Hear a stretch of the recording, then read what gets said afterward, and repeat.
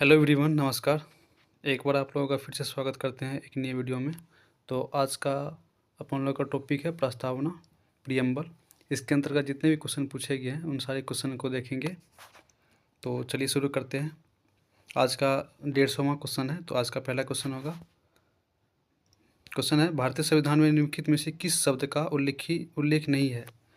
भारतीय संविधान में निम्नलिखित में से किस शब्द का उल्लेखित नहीं है। तो भारतीय संविधान में कौन सा शब्द का उल्लेख नहीं किया गया है। तो कौन सा होगा आंसर इसका?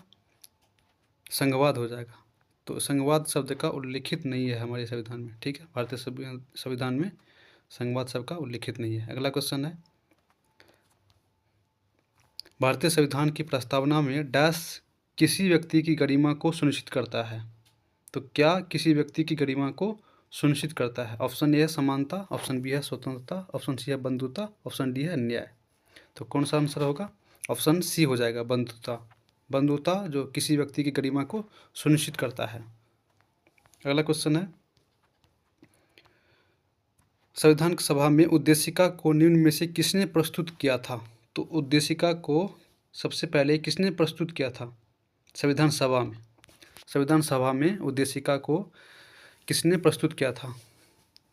तो कौन सा होगा इसका आंसर? आंसर डी हो जाएगा इसका, 152 का डी, जवाहरलाल नेहरू ने प्रस्तुत किया था।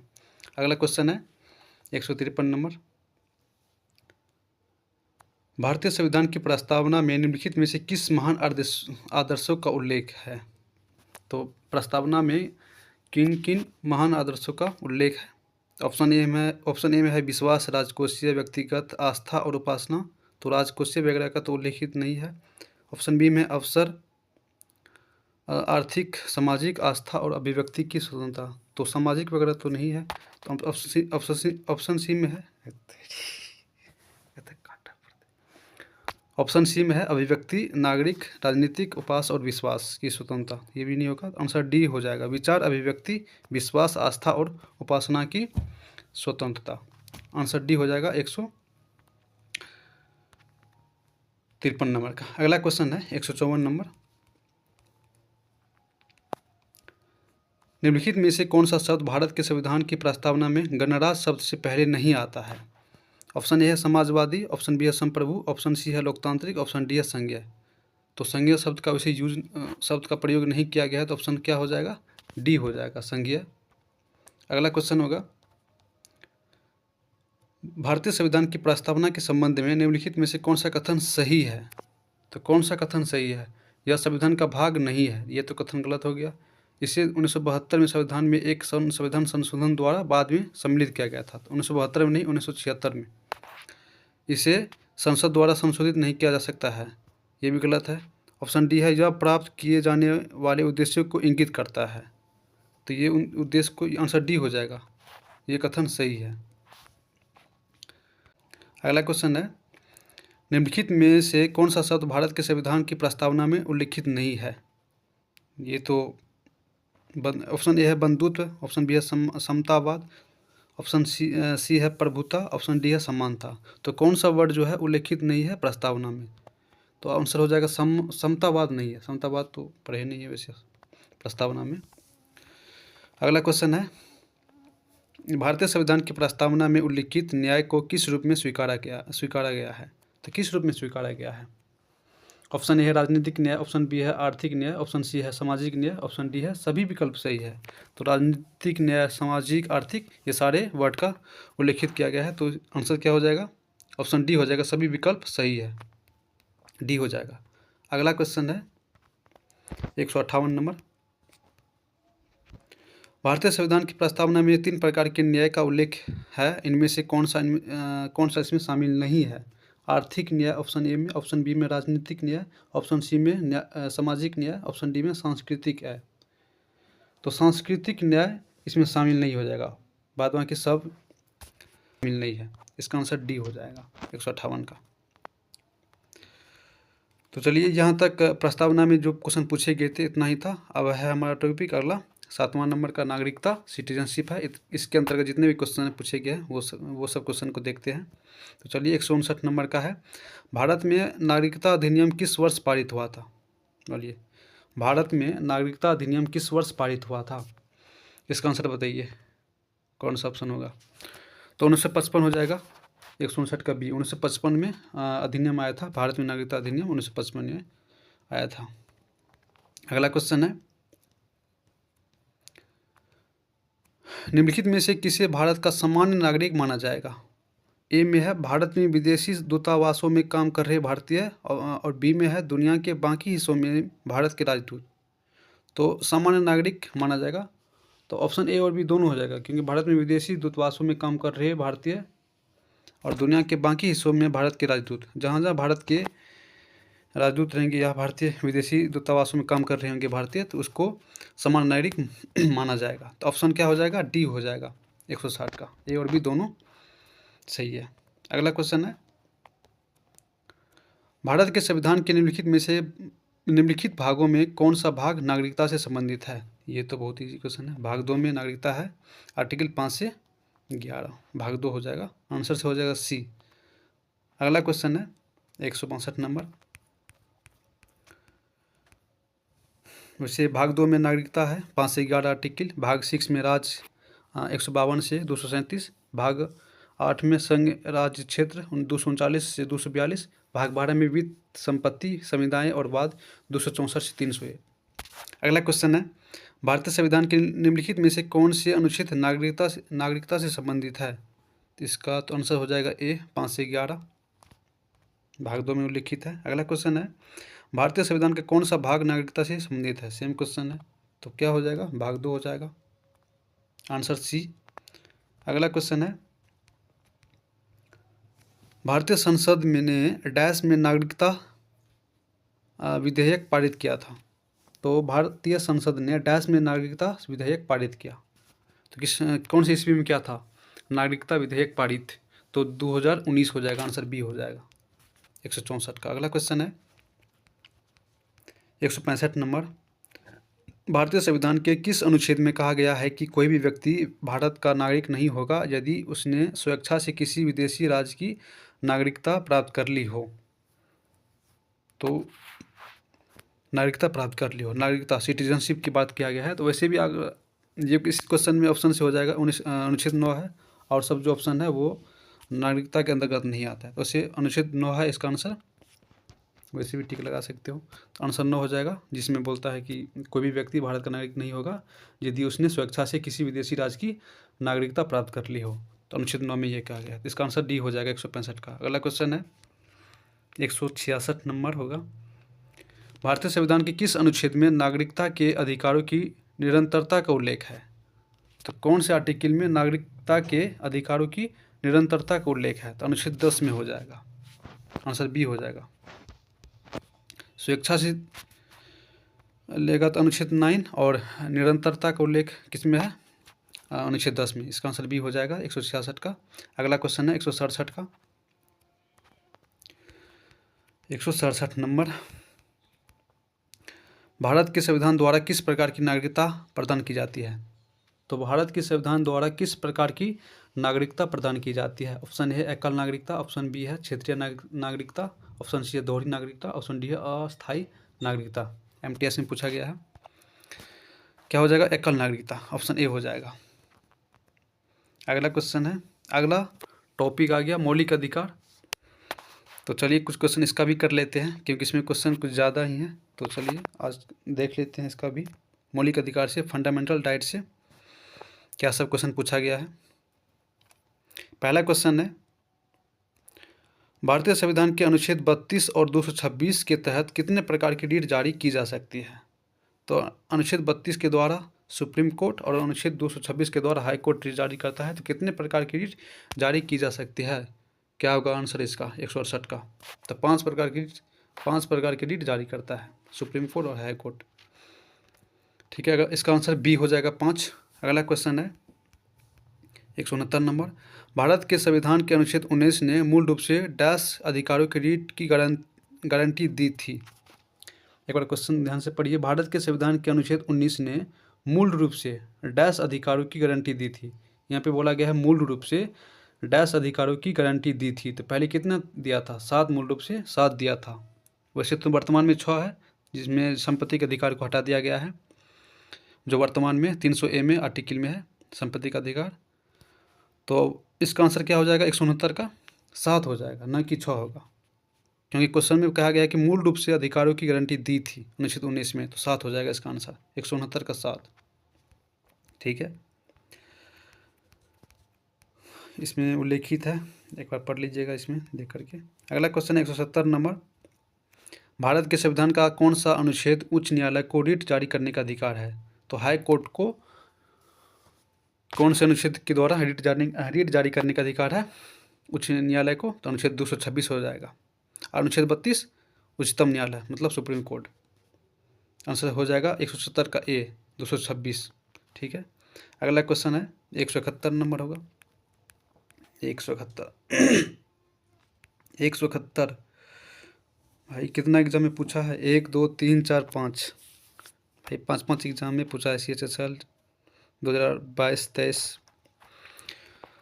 तो क्वेश्चन है, भारतीय संविधान का अनुच्छेद 23-24 निम्नलिखित में से किस मौलिक अधिकार से संबंधित है? तो आर्टिकल 23-24 जो है कौन से मौलिक अधिकार से संबंधित है? कौन सा होगा इसका आंसर 23-24 में? तो शोषण के विरुद्ध अधिकार हो जाएगा। ठीक है, 23-24 में क्या है, शोषण के विरुद्ध का अधिकार। ठीक है, जिसमें बलात्कार वगैरह आता है।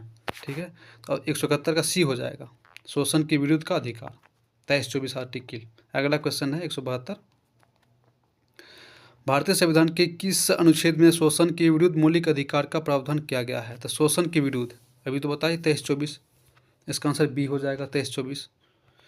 अगला क्वेश्चन है, देखिए 3 बार पूछ चुका है, सेम क्वेश्चन है, उसको घुरा के पूछ दिया है, बस सेम क्वेश्चन है, 5 बार उसमें पूछा है, 3 बार यहाँ पूछा है, देख लीजिए। अगला क्वेश्चन है 173 नंबर,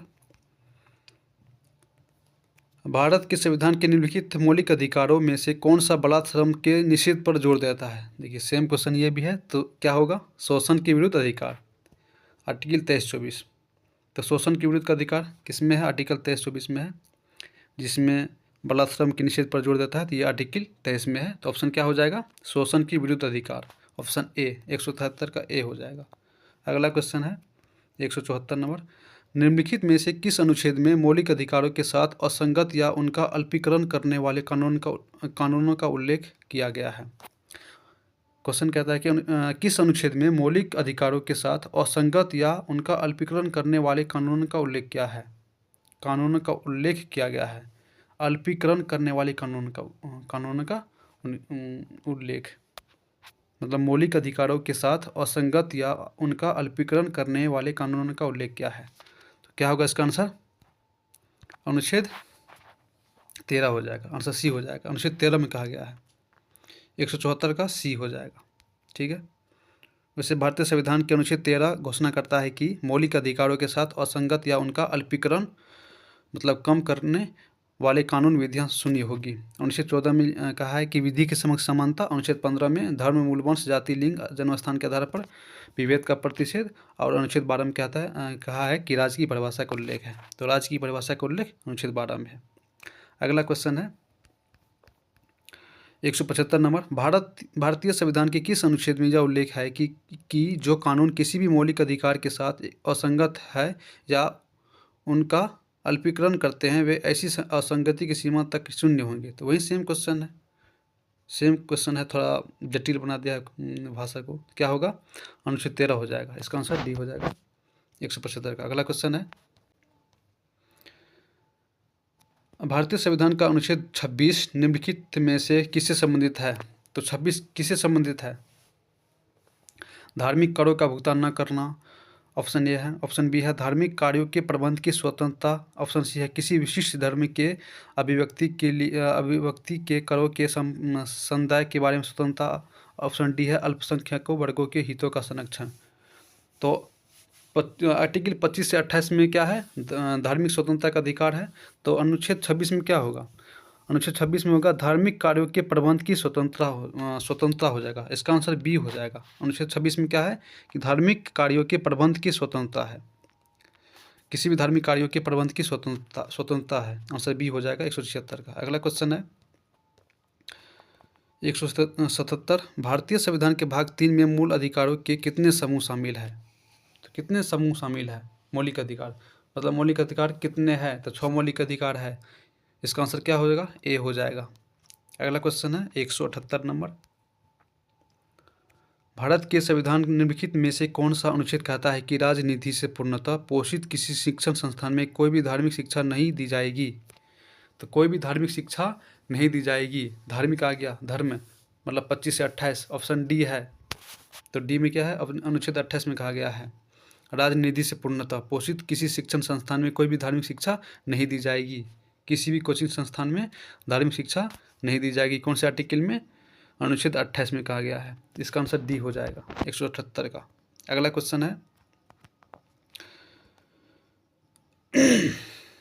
निम्नलिखित में से कौन सा युग्म सही सुमेलित है?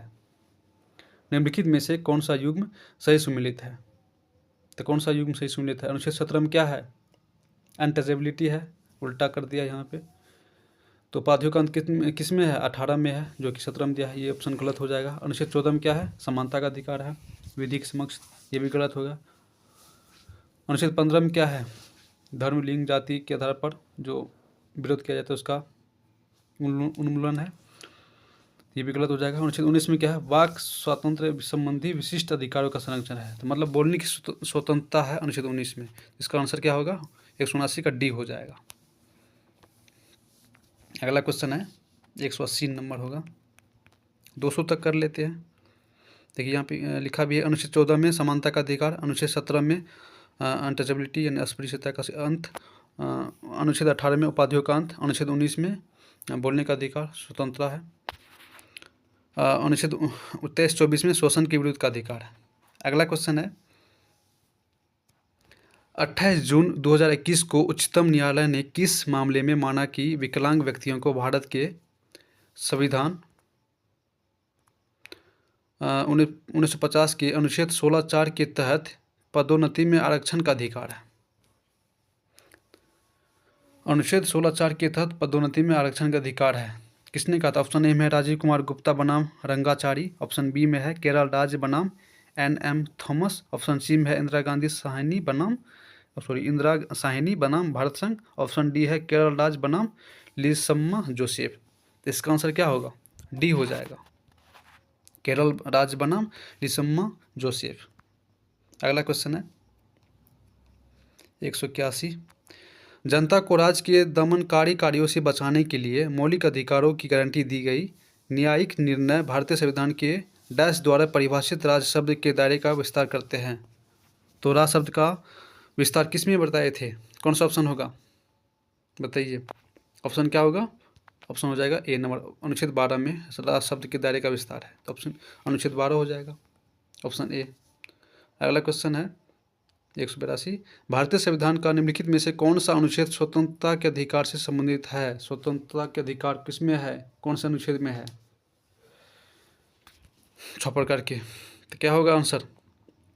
डी हो जाएगा, अनुच्छेद 19 में।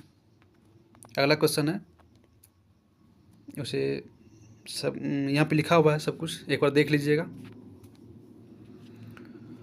अगला क्वेश्चन है 183 नंबर, भारतीय संविधान के किस अनुच्छेद के तहत भारतीय नागरिकों को 6 मौलिक स्वतंत्रताओं के अधिकार की गारंटी प्रदान की गई है? वही सेम क्वेश्चन है, क्या होगा इसका आंसर? अनुच्छेद 19 हो जाएगा।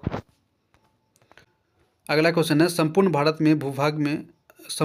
के भूभाग में मुक्त रूप से आवागमन करने का अधिकार भारतीय संविधान के किस अनुच्छेद के अंतर्गत मौलिक अधिकार है? सेम क्वेश्चन है, अनुच्छेद 19 हो जाएगा।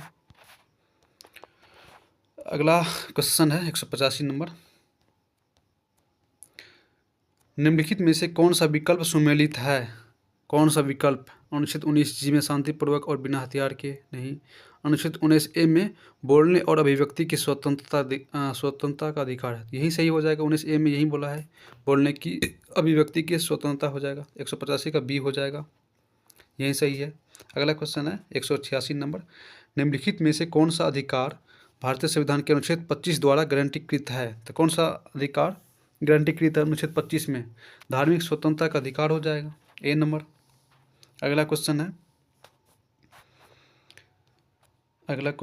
187 नंबर, चलिए थोड़ा छोटा कर देते हैं। सीजीएल में पूछा गया है। मान लीजिए कि ए अपनी सहेलियों के साथ सिनेमा हॉल में फिल्म देखने गई है। उससे पता चलता है कि पास की सीट पर उसकी नौकरानी बैठी है जो फिल्म देख रही है। अब ए अपनी नौकरानी को सिनेमा हॉल से निकल जाने के लिए कहती है। तो उपरोक्त परिदृश्य में भारतीय संविधान का निम्नलिखित में से कौन सा अनुच्छेद नौकरानी को राहत प्रदान कर सकता है? बताइए कौन सा ऑप्शन होगा? अनुच्छेद 16, अनुच्छेद 17, अनुच्छेद 18, अनुच्छेद 15। क्या होगा? अनुच्छेद 15 में क्या है? मूल, धर्म, जाति, लिंग के आधार पर भेदभाव का उन्मूलन। तो क्या होगा इसका आंसर? डी हो जाएगा, अनुच्छेद 15। अगला क्वेश्चन है 188 नंबर।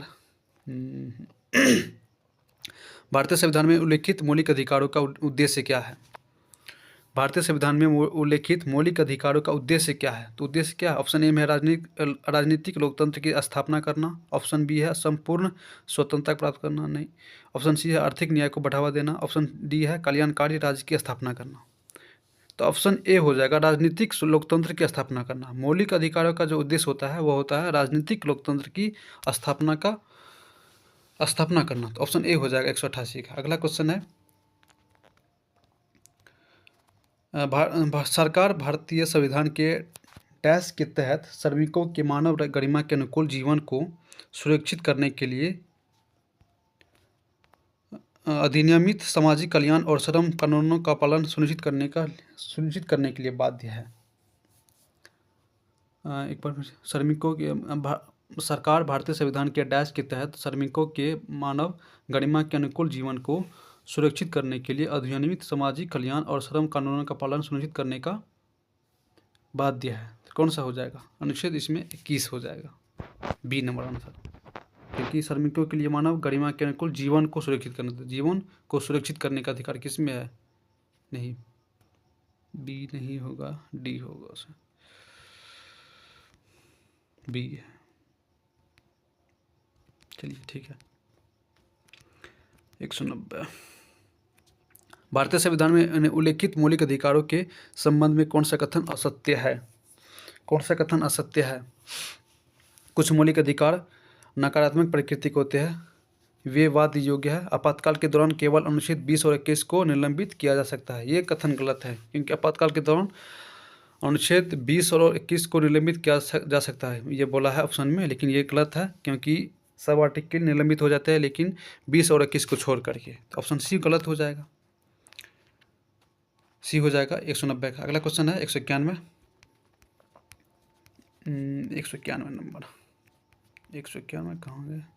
चलिए, भारतीय संविधान का अनुच्छेद डैश संवैधानिक उपचारों के अधिकार। तो संवैधानिक उपचारों का अधिकार किस में है? बताइए।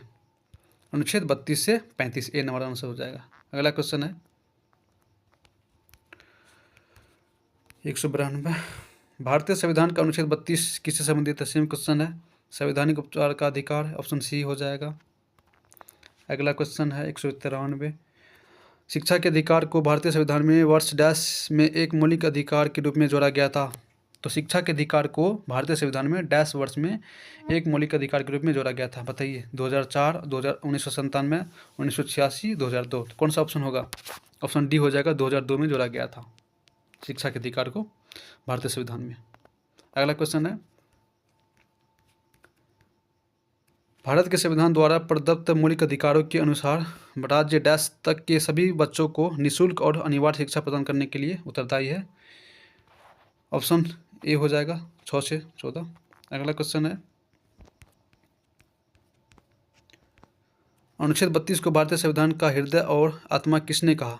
तो डॉक्टर भीमराव अम्बेडकर कहा है, ये ऑप्शन बी हो जाएगा। अगला क्वेश्चन है भारतीय संविधान का निम्नलिखित में से कौन सा अनुच्छेद शिक्षा के अधिकार से संबंधित है? शिक्षा का अधिकार क्या हो जाएगा? ऑप्शन ए हो जाएगा, 21 ए में शिक्षा के अधिकार को दिया गया है।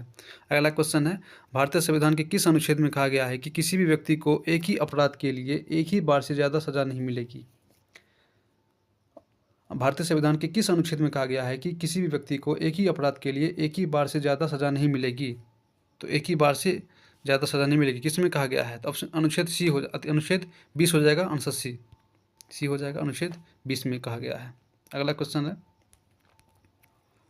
देखिए, अनुच्छेद 20(2) में कहा गया है, अनुच्छेद 18 में उपाधियों का अंत है, अनुच्छेद 21 ए में शिक्षा का अधिकार है, अनुच्छेद 28 में इसके अंतर्गत राज्य निधियों से पूर्णतः पोषित किसी भी शैक्षणिक संस्थान में कोई भी धार्मिक शिक्षा नहीं दी जाएगी।